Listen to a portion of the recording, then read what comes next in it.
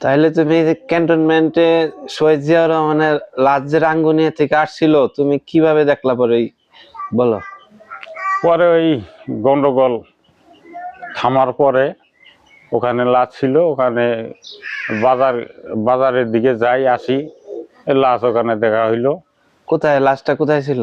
চেকপোস্টে। চেকপোস্টটা কই? বাজি মাস্তান ক্যান্টনমেন্টে চেকপোস্ট। চেকপোস্টে হুম। কিরকম ছিল লাশটা? উত্তরে দক্ষিণে লম্বা কইরা শোয়াই রাখছে। পলিথিন দিয়ে পুরাটাই মোড়ানো ছিল? হ্যাঁ, পুরাটাই ঠ্যাঙ্গে মোড়ানো, মাথায় মোড়ানো, লাশ দেখা যায় নাই। মুখ দেখা যায়নি? না। এই লাশটা কোথা থেকে আসছিল তোমার মনে আছে? লাশটা ওই সার্কিট হাউস, ওখানে ওরা মিটিং এ ঠিক ওখানে গন্ডগোল হয়েছিল। তুমি এখানে কিসের কাজ করতা? আমি ওই 24 বেঙ্গলে কুকে কাজ করতাম, সিভিল রান্না করতা? রান্না করতাম, সিভিলে ছিলাম। তখন 24 বেঙ্গল রোমা ক্যান্টনমেন্টে গেল, রোমা ক্যান্টনমেন্ট শুরু হইলো, তখন আমি ওখানে ছিলাম। তোমার চাকরি ছেড়ে দিলা কেন?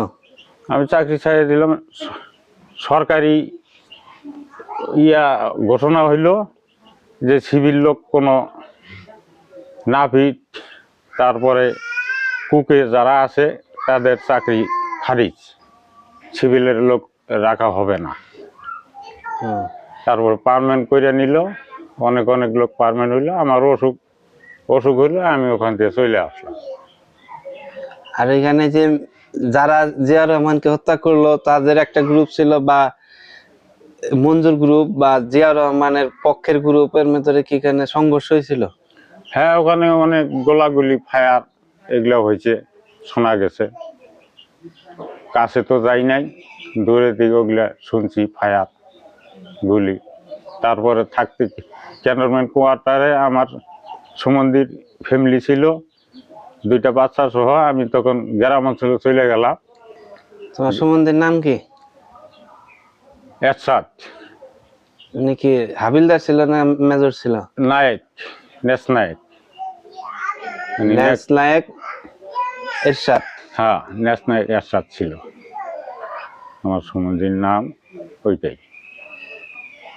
আর ওইখানে যে গোলাগুলির সময় তুমি বাইরে ছিলা?